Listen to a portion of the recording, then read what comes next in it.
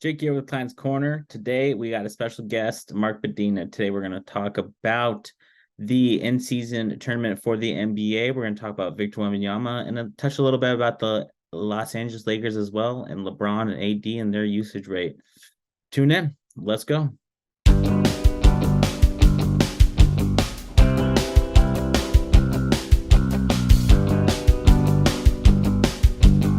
What's up, everyone? This is Jake from Client's Corner. Best place to get your news, knowledge, and action anywhere from movies, TVs, books, and your favorite sports team as well. Today, we have a very special guest for you guys.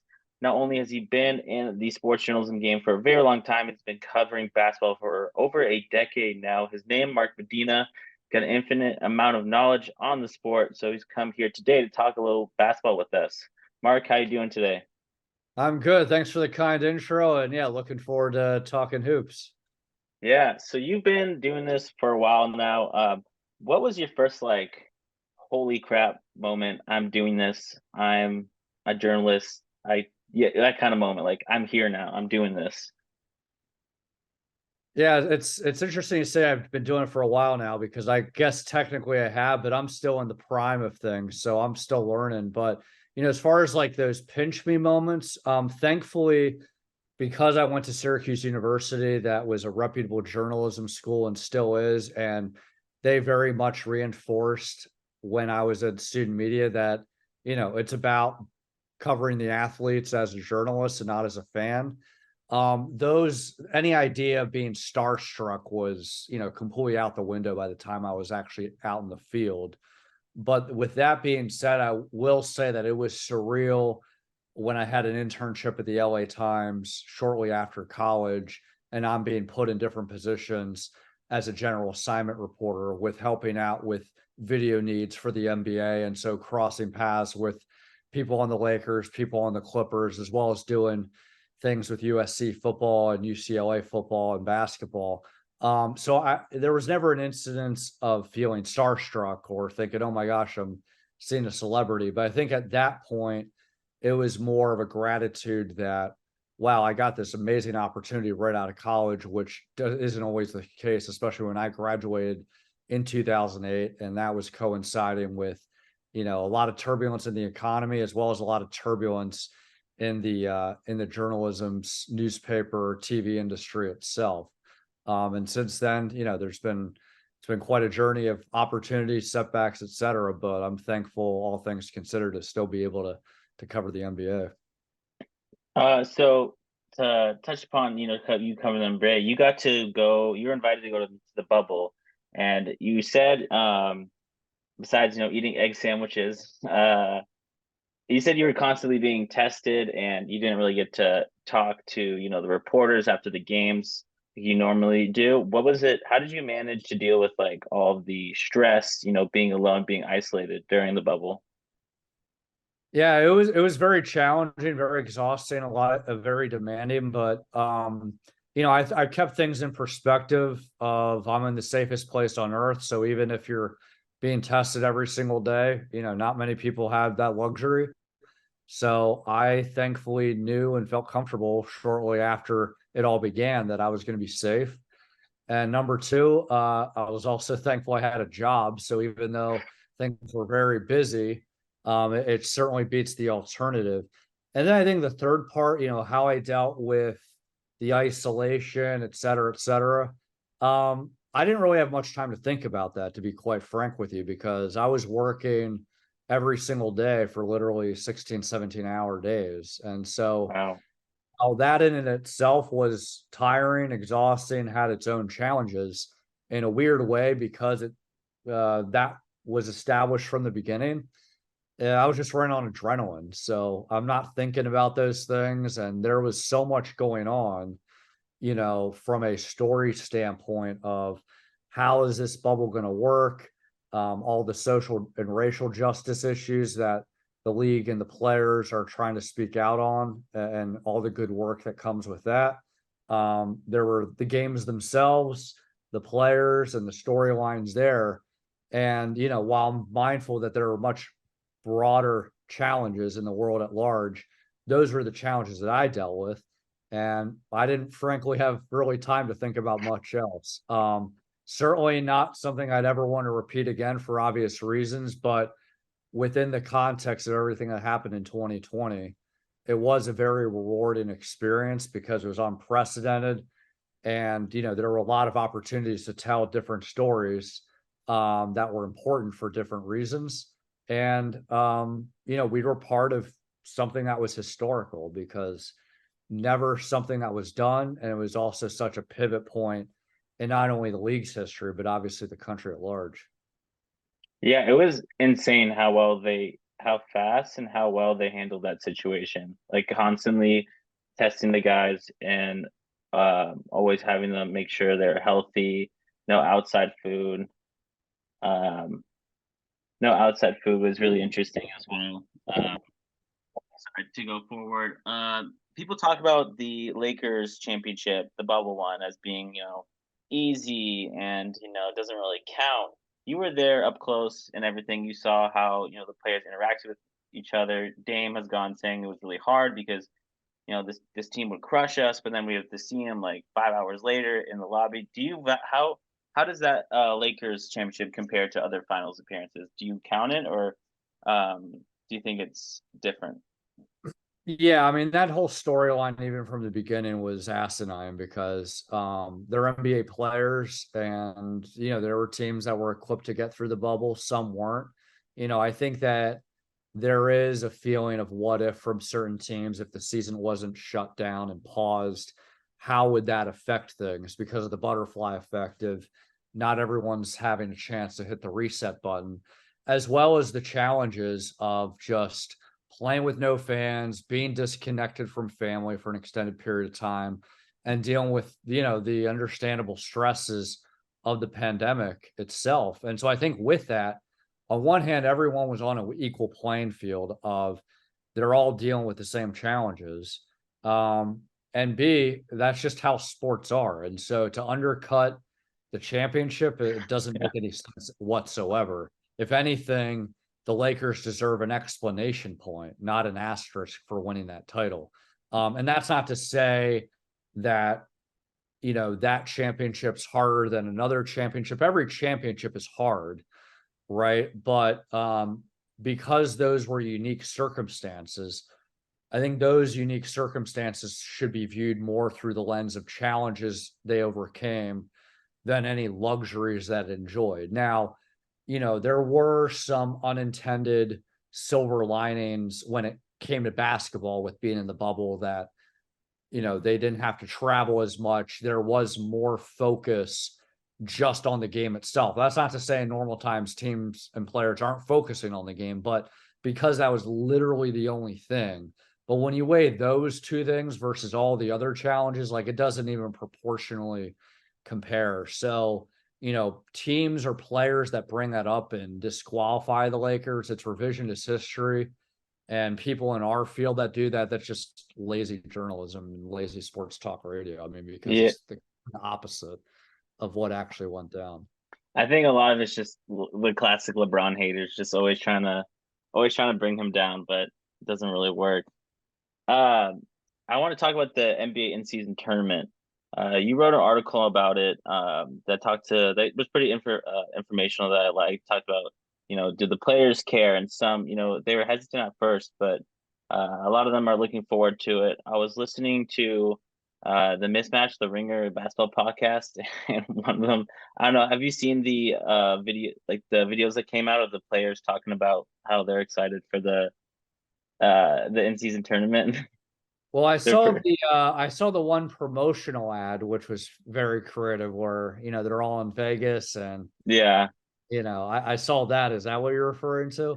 No, there's another one. There's another one where they're talking. It's like they're sitting on stools. They call them like hostage videos because they're all like, Oh, yes, yes, the tournament, it looks very, very fun. I look forward to playing. It was just funny how they responded to the questions the players did. But what do you think of the tournament? What are your overall thoughts? yeah. Well, as established in that article, and since then there's been development since it actually started on Friday, is that the feeling that I got from the players and front office folks, there was a wait and see approach because we never really know how it actually is in real time until it happens. But the sense that I got from talking to players is that there was a vast majority. Ivica Zubac was telling me this from the Clippers, that a lot of players didn't like the idea initially, but that was because their impression was this meant even more games beyond the 82 game schedule. Mm, Once they learned the finer details that no, there's no extra games, it's part of regular season. The only extra game is the championship game. It was more of, yeah, this sounds interesting. Let's give it a try. And I think if nothing else, they appreciate the league's effort that they're trying to produce more excitement in the regular season, and there's no way around it. This coincides, even though that the NBA has talked about this idea for 15 years, that the implementation's been just before the new negotiation start, negotiation start for the TV rights deal that expires after this season. And so clearly there's a monetary component to this, but for the players, they know it's a trickle down effect. So if it boosts their revenue, they know that they're going to reap the rewards.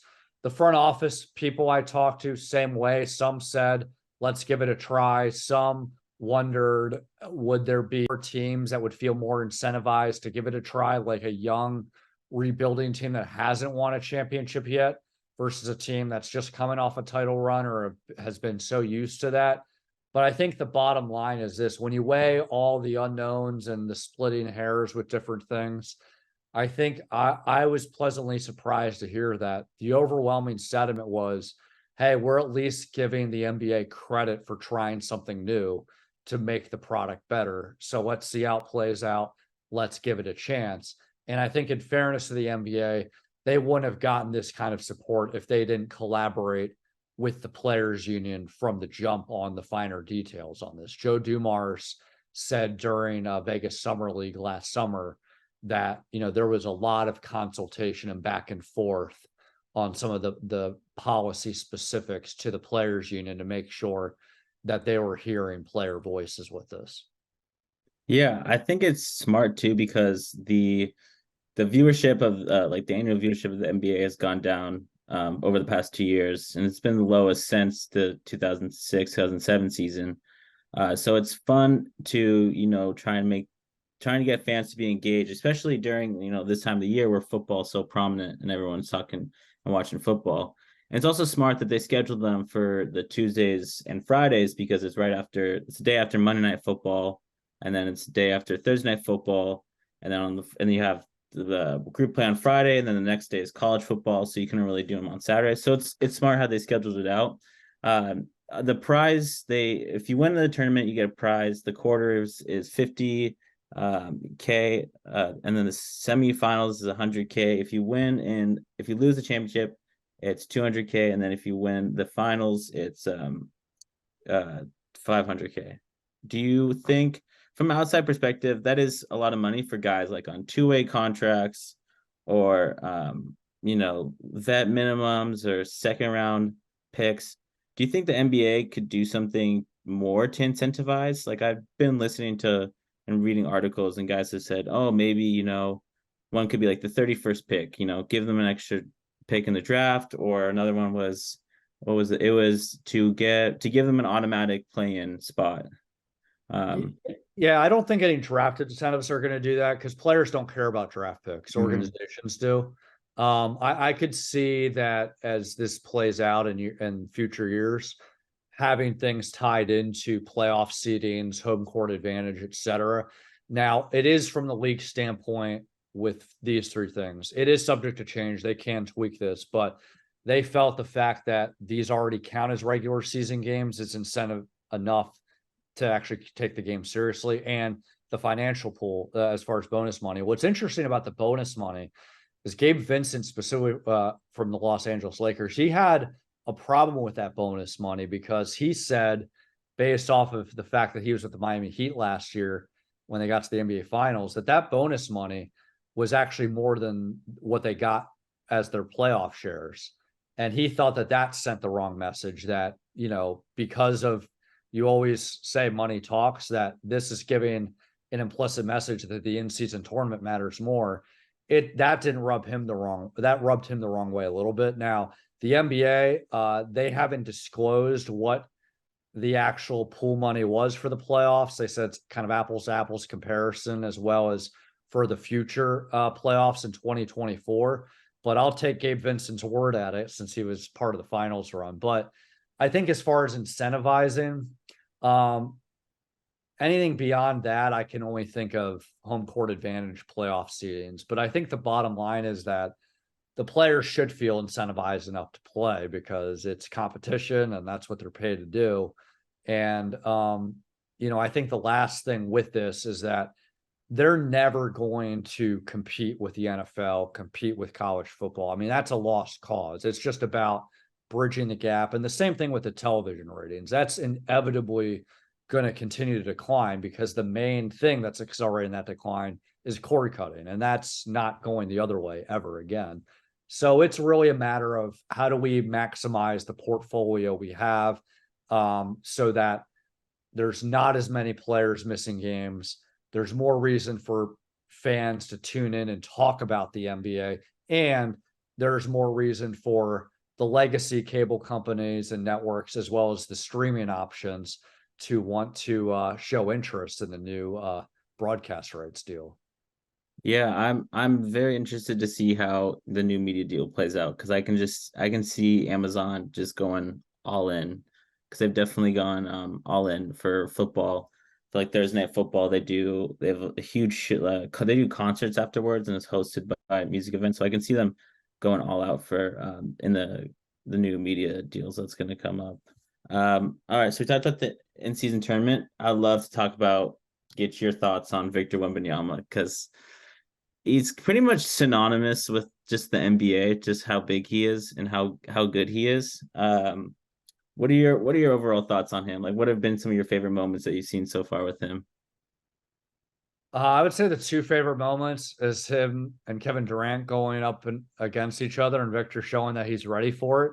Kevin Durant, of all players, was the guy that Victor Wembanyama said that he idolized the most because he really loved his footwork and the way he used his length over opponents. And that's something that Victor Wembanyama can obviously relate to because of his height. And I think it also just showed that among many examples that he's ready. I mean, he is not a finished product, obviously, nor is he expected to be. But, this early into his rookie season, he's showing that he's worth the hype. He's the real deal. And it's just a matter of continuing to develop organically as a player. I think the other favorite moment I had, part of this was because I was able to see it in person, but I think it also reinforced the other side of the ups and downs of a rookie season, was when he played against the Clippers out here in LA, which is where I'm based from.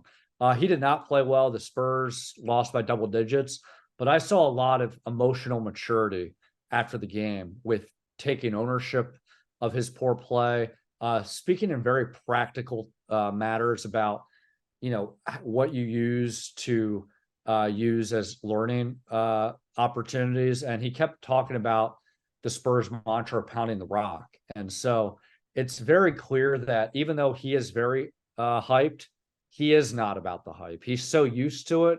And he also has such a great foundation of, parents that raised him well, a good support group around him from people with the French national team, as well as other mentors and friends, and a real groundedness that he's not going to get high on his own supply. He's going to get high more on wanting to do the work and develop and get some good coaching. And I think the good thing about this is that a lot of times player success, no doubt you play your own part in that, but a lot of it can be external, whether you have a stable front office, a competent head coach, teammates that have your best interest. And even though I think Victor Wembanyama would have been a generational NBA star anyway, the fact that he's with the Spurs will do wonders for his ability to just grow organically and purely because, they have front office stability. Greg Popovich is who he is as the best coach in the NBA of all time. And he's with young players. So he doesn't have the pressure this season of having to get them into the playoffs right away or make them a championship contender. And the other thing is the pecking order. He is not a young player that's coming in hyped, having to worry about the politics of stepping on veterans' toes and like climbing up their depth chart because he's just more talented. And how does that, how is that handled among a resentful veteran? And how do you kind of navigate that the right way? He doesn't have to do that because it's very established. He's the guy because he's on a young team. Where when you contrast that with other, prospects, a lot of times they have to deal the opposite here. So yeah, it's just going to be so intriguing because we've already seen such great moments of his, and it's just going to continue to get better because he's just started. Yeah, it's an interesting point you make with him. Like when the position he's in when he's drafted, he doesn't have to, be careful of like Zach Collins taking Zach Collins. I mean, no disrespect to Zach Collins, but it's not like, the Scoot and Dame situation where you kind of have to, make sure, like you said, you have to like walk on eggshells or climb up that ladder. So I really like that as well. Do you see them? How do you see the Spurs building around him? Do you think or do you think he'll be like a very heliocentric player, kind of like how Harden was with his time with the Rockets? Like, will he have a very high usage rate? Because his usage rate's only 20.5%, which is 30, which isn't very high. It's 33rd in the league. But do you think as he grows as a player, his usage rate will increase? Yeah, without a doubt. Not only because he's going to be more mature and skilled, but he's going to adapt to the physicality a lot better. And so I think that's why the Spurs have just tried to ease him ease him in gradually. He, on one hand, has a leg up on some of the NCAA prospects that hit that rookie wall because they're not used to playing an 82 game season. But no doubt he's going to hit that wall at some point because it's just more games that he's played in France every single year. But as time goes on, I would suspect that would happen. And I remember before the NBA drafts happened, some folks I talked to from different front offices projected that he'll adapt fully to the physicality where he can absorb, the bruising big man and also add enough necessary strength and muscle to, hold his own probably by year 3 or 4. But I think the fascinating and intriguing thing about Victor is that even though that's going to be an ongoing process, he has such an amazing skill set everywhere else that that's not going to hold him back from still being a great player.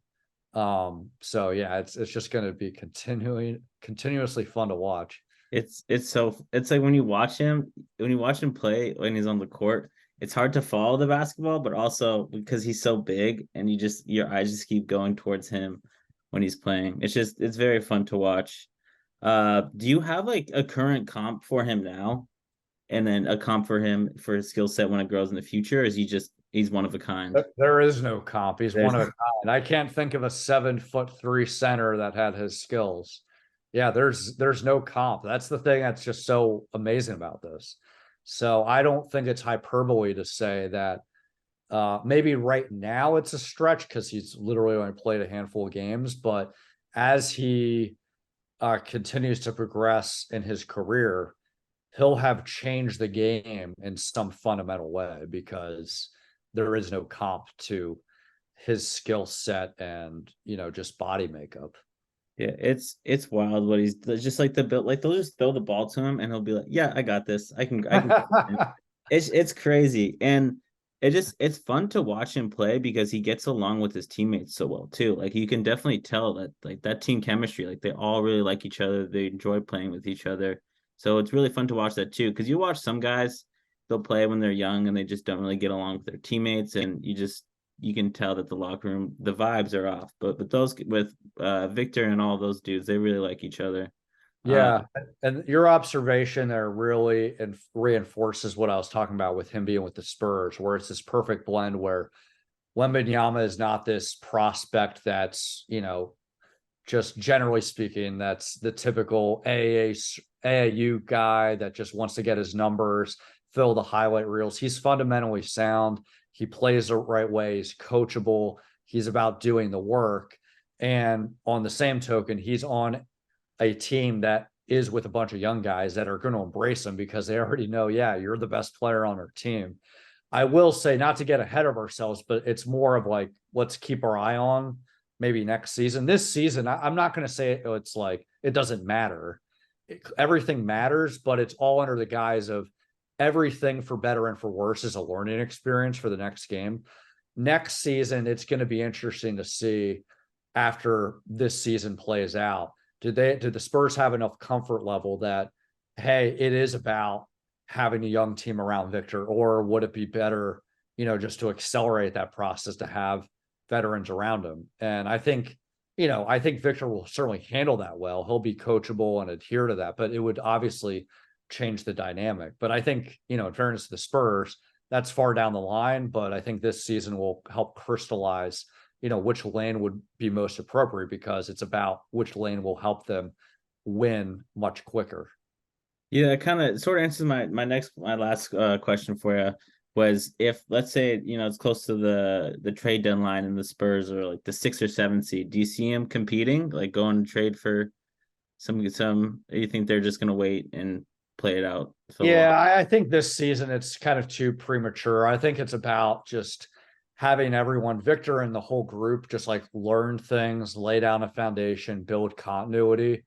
And then next year and beyond that, we'll just see how the dynamics play out.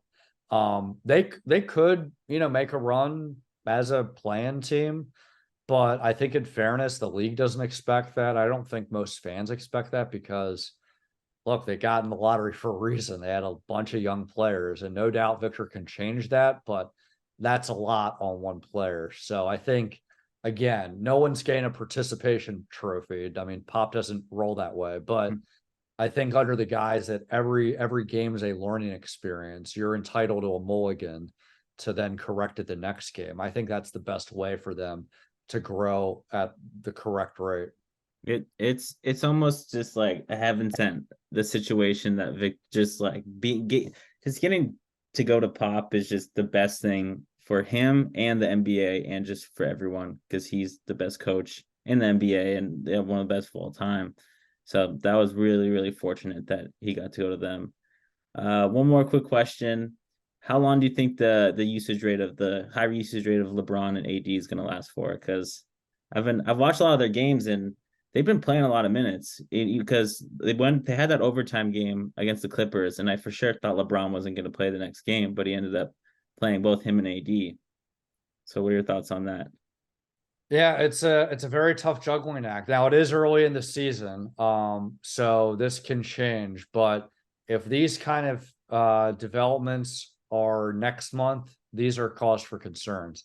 As far as like Anthony Davis's usage rate, this is what the Lakers want. They want him to show that he's equipped to be the number one guy, because he's still in his prime.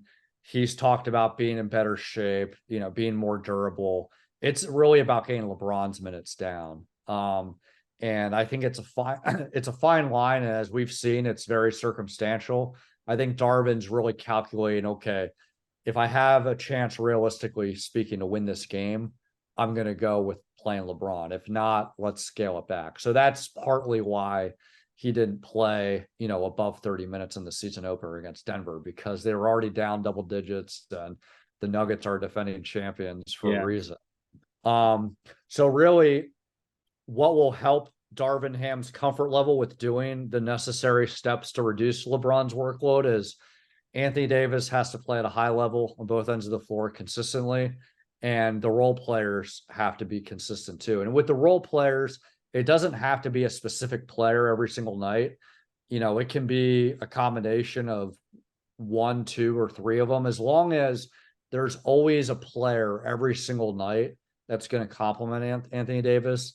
That will give Darvin Ham more wiggle room to get LeBron's minutes down, because even though LeBron's trained for this, he's recovered and recharged since feeling burned out in the West Finals, and that foot injury is healed. This obviously isn't sustainable for a player who's 38, going to turn 39 on December 30th, and is in his 21st NBA season.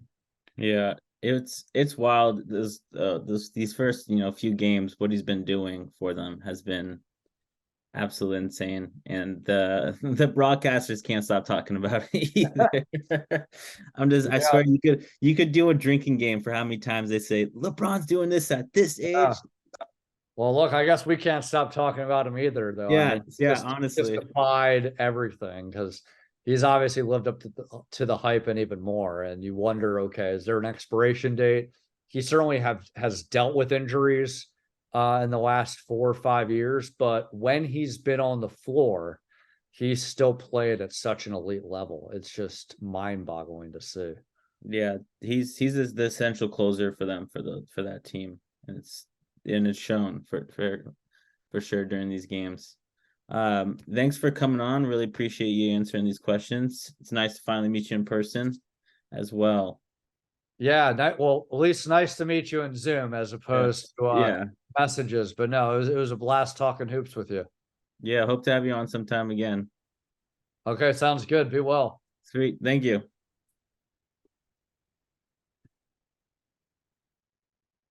That was an awesome opportunity getting to talk to Mark. I messaged him about a year and a half ago on LinkedIn, just asking him about basketball. So it's finally get to, meet him in person or, on Zoom. But you can find Mark in his articles on Twitter. You can also find him on The Messenger, Sportsnaut, Sportskeeda. Listen to him on Fox Sports Radio and SpectrumSports.net talking about the Lakers. This has been Jake with Klein's Corner. Thanks for watching.